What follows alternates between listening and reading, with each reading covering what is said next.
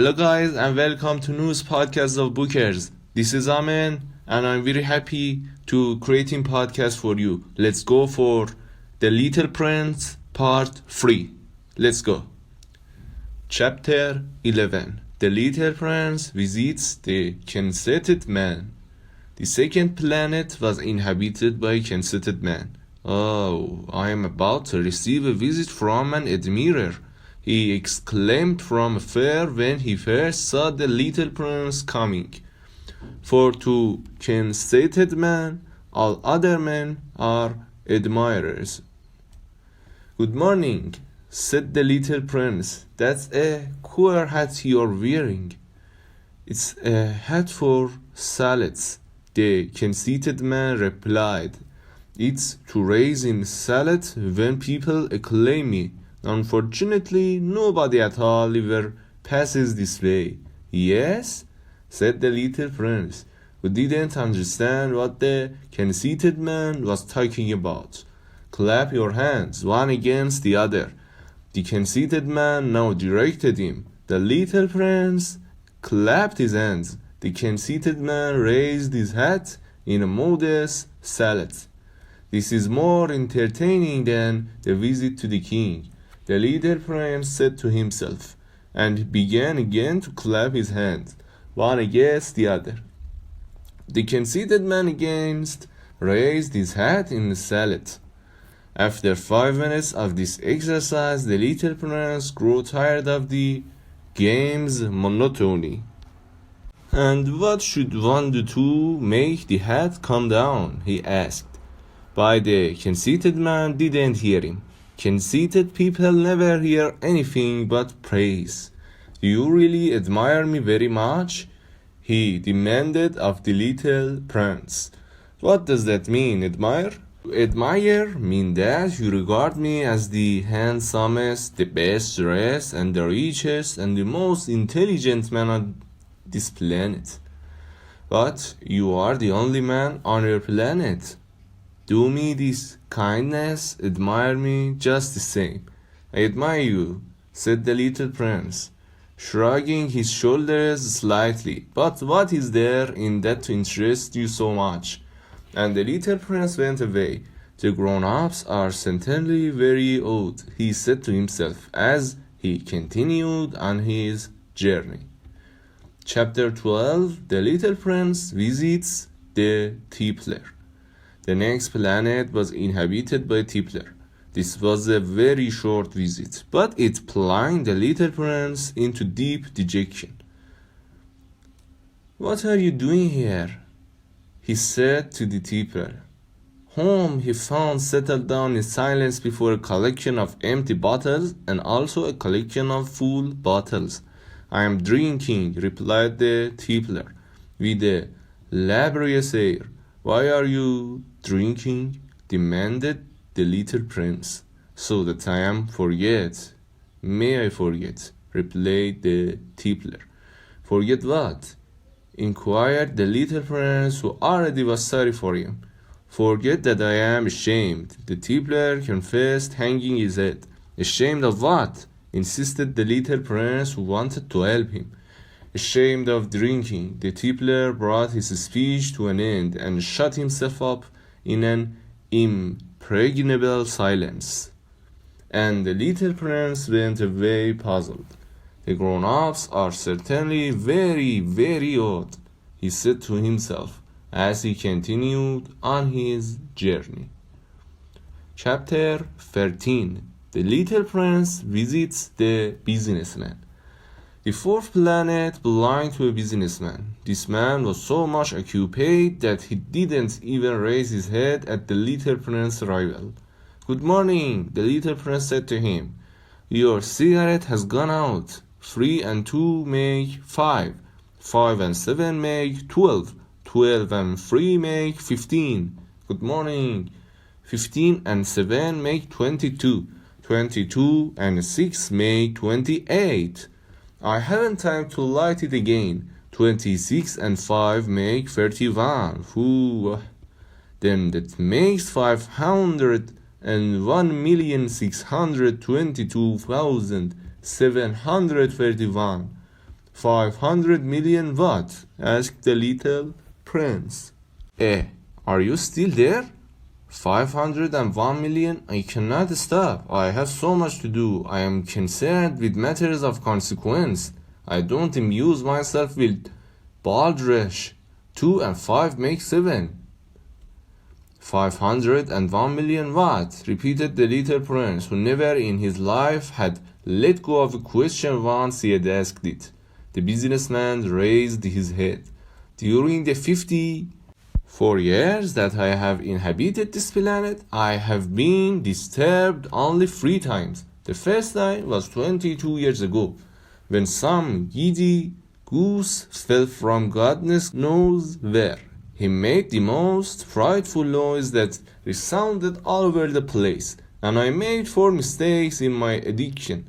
The second time, 11 years ago, I was disturbed by an attack of rheumatism. I don't get enough exercise. I have no time for loafing.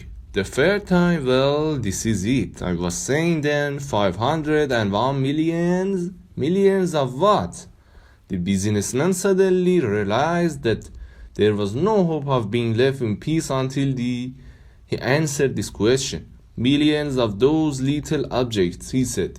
Which one sometimes sees in the sky? Flies? Oh no, little glittering objects. Bees? Oh no, little golden objects that set lazy men to the idle dreaming. As for me, I am concerned with matters of consequence. There is no time for idle dreaming in my life. Ah, you mean the stars? Yes, that's it, the stars. And what do you do with 500 millions of stars? 501,622,731. I am concerned with matters of consequence. I am accurate. And what do you do with these stars? What do I do with them? Yes, nothing. I own them. You own the stars? Yes, but I have already seen a king who kings don't own. They region over. It's a very different matter. And what good does it to you to own the stars? It does me the good of making me rich. And what good does it to you to be rich? It makes it possible for me to buy more stars, if any are ever discovered. This man, the little prince, said to himself, reasons a little like my poor tippler. Nevertheless, he still had some more questions. How is it possible for one to own the stars? To whom do they belong? The businessman retorted peevishly. I don't know. To nobody. Then they belong to me because I was the first person to think of it. Is that all that is necessary? Certainly, when you find the diamond that belongs to nobody, it's yours. When you discover an island that belongs to nobody, it's yours. When you get an idea before anyone else, you take out a patent on it. It's yours. So, with me, I own the stars because nobody else before me ever thought of owning them. Yes, that's true, said the little prince. And what do you do with them? I administer them, replied the businessman. I count them and recount them. It's difficult. But I am a man who is naturally interested in matters of consequence. The little prince was still not satisfied. If I owned a silk scarf, he said, I could put it around my neck and take it away with me. If I owned a flower, I could pluck that flower and take it with me. But you cannot pluck the stars from heaven. No, but I can put them in the bank. Whatever does that mean? What means that I write the number of my stars on a little paper, and then I put this paper in a drawer and lock it with a key. And that's all? That's enough, yes, said the businessman. It's entertaining, thought the little prince. It's rather poetic, but it's of no great consequence. On matters of consequence, the little prince had ideas which were very different from those of the grown-ups. I myself own a flower. He continued his conversation with the businessman, which I water every day. I own 3 volcanoes, which I clean out every week, for I also clean out the one that is extinct. One never knows. It's of some use to my volcanoes, and it's of some use to my flower, that I own them. But you are of no use to the stars. The businessman opened his mouth, but he found nothing to say in answer, and the little prince went away. The grown-ups are certainly altogether extraordinary, he said simply, talking to himself as he continued on his journey. Chapter 14. The Little Prince visits the lamplighter. The 5th planet was very strange. It was the smallest of all. There was just enough room on it for a street lamp and a lamplighter. The little prince was not able to reach any explanation of the use of a street lamp and a lamplighter somewhere in the heavens, on a planet which had no people and not one house. But he said to himself, nevertheless, it might well be that this man is absurd. But he is not so absurd as the king, the contented man, the businessman, and the tippler, for at least his work has some meaning. When he lights his street lamp, it's as if he brought one more star to life, or one flower. When he puts out his lamp, he sends the flower or the star to sleep. That's a beautiful occupation, and since it's beautiful, it's truly useful. When he arrived on the planet, he respectfully saluted the lamplighter. Good morning. Why have you just put out your lamp? Those are the orders, replied the lamplighter. Good morning. What are the others? The orders are that I put out my lamp. Good evening. And he lighted his lamp again. But why have you just lighted it again? Those are the orders, replied the lamplighter. I don't understand, said the little prince. There is nothing to understand, said the lamplighter. Orders are orders. Good morning. And he put out his lamp. Then he mopped his forehead with a handkerchief decorated with red squares. I follow a terrible profession. In the old days it was reasonable. I put the lamp out in the morning, and in the evening I lighted it again. I had the rest of the day for relaxation and the rest of the night for sleep. And the orders have been changed since that time? The orders have not been changed, said the lamplighter. That's the tragedy. From year to year the planet has turned more rapidly and the orders have not been changed. Then what? Asked the little prince. Then the planet now makes a complete turn every minute, and I no longer have a single second for repose. Once every minute I have to light my lamp and put it out. This is very funny. A day lasts only 1 minute. Here we live. It's not funny at all, said the lamplighter. While we have been talking together, a month has gone by. A month? Yes, a month. 30 minutes. 30 days. Good evening. And he lighted his lamp again. As the little prince watched him, he felt that he loved this lamplighter who was so faithful to his orders. He remembered the sunsets which he himself had gone to seek in other days merely by pulling up his chair, and he wanted to help his friend. You know, he said, I can tell you a way you can rest whenever you want to. I always want to rest, said the lamplighter. For it's possible for a man to be faithful and lazy at the same time. The little prince went on with his explanation.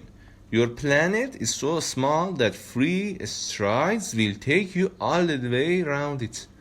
To be always in this sunshine, you need only walk along rather slowly when you want to rest.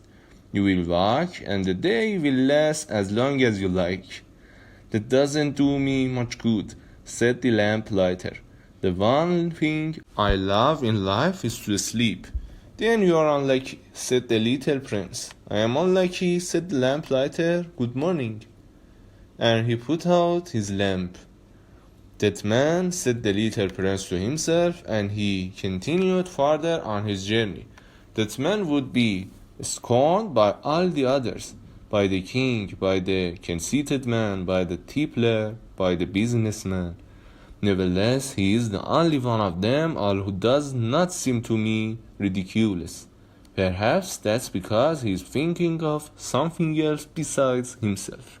He breathed a sigh of regret and said to himself again, that man is the only one of them all whom I could have made my friend. But his planet is needed too small.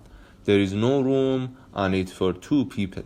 What the little prince didn't dare confess was that he was sorry most of all to leave this planet, because it was blessed every day with 1440 sunsets. Chapter 15. The little prince visits the geographer. The sixth planet was 10 times larger than the last one. It was inhabited by an old gentleman who wrote voluminous books. Oh, look, here is an explorer, he exclaimed to himself when he saw the little prince coming. The little prince sat down on the table and painted a little. He had already traveled so much and so far. Where do you come from? The old gentleman said to him. What's that big book? Said the little prince. What are you doing? I am a geographer. The old gentleman said to him. What's a geographer? Asked the little prince. A geographer is a scholar who knows the location of all the seas, rivers, towns, mountains, and deserts. That's very interesting, said the little prince. Here at last is a man who has a real profession, and he cast a look around him at the planet of the geographer. It was the most magnificent and stately planet that he had ever seen. Your planet is very beautiful, he said. Has it any oceans? I couldn't tell you, said the geographer. Oh, the little prince was disappointed. Has it any mountains? I couldn't tell you, said the geographer. And towns and rivers or deserts? I couldn't tell you that either. But you are a geographer. Exactly, the geographer said. But I am not an explorer. I haven't a single explorer on my planet. It's not the geographer who goes out to count the towns, the rivers, the mountains, the seas, the oceans, and the deserts. The geographer is much too important to go loafing about. He does not leave his desk, but he receives the explorers in his study. He asks them questions, and he notes down what they recall of their travels, and if the recollections of anyone among them seem interesting to him, the geographer orders an inquiry into the explorer's moral character. What's that? Because an explorer who told lies would bring disaster on the books of the geographer. So would an explorer who drank too much. Why is that? Asked the little prince. Because intoxicated men see double. Then the geographer would note down 2 mountains in a place where there was only one. I know someone, said the little prince, who would make a bad explorer. That's possible. Then the moral character of the explorer is shown to be good. An inquiry is ordered into his discovery. One goes to see it. No, that would be too complicated, but one requires the explorer to furnish proofs. For example, if the discovery in question is that of a large mountain, one requires that large stones be brought back from it. The geographer was suddenly stirred to excitement. But you come from far away. You are an explorer. You shall describe your planet to me. And having opened his big register, the geographer sharpened his pencil. The recitals of explorers are put down first in pencil. One waits until the explorer has furnished proofs before putting them down in ink. Well, said the geographer expectantly, intently. Oh, where I live, said the little prince, it's not very interesting. It's all so small. I have 3 volcanoes. 2 volcanoes are active and the other is extinct. But one never knows. One never knows, said the geographer. I have also a flower. Don't record flowers, said the geographer. Why is that? The flower is the most beautiful thing on my planet. We don't record them, said the geographer, because they are ephemeral. What does that mean, ephemeral? Geographies, said the geographer, are the books which of books are most concerned with matters of consequence. They never become old-fashioned. It's very rarely that a mountain changes its position. It's very rarely that an ocean empties itself of its waters. We write of eternal things, but extinct volcanoes may come to life again. The little prince interrupted. What does that mean? Ephemeral? Whether volcanoes are extinct or alive, it comes to the same thing for us, said the geographer. The thing that matters to us is the mountain. It doesn't change. But what does that mean, ephemeral? Replied the little prince, who never in his life had let go of a question. Once he had asked it. It means which is in danger of speedy disappearances. Is my flower in danger of speedy disappearances? Certainly it is. Yes. My flower is ephemeral, the little prince said to himself, and she has only 4 thorns to defend herself against the world, and I have left her on my planet all alone? That was the first moment of regret, but he took courage once more. What place would you advise me to visit now? He asked. The planet Earth, replied the geographer. It has a good reputation. And the little prince went away, thinking of his flower. The end of part 3. Thank you guys for listening me. I am very happy to have you next to me. Please like and subscribe my channel and wait for me for the next podcast at tomorrow. Thank you so much and goodbye.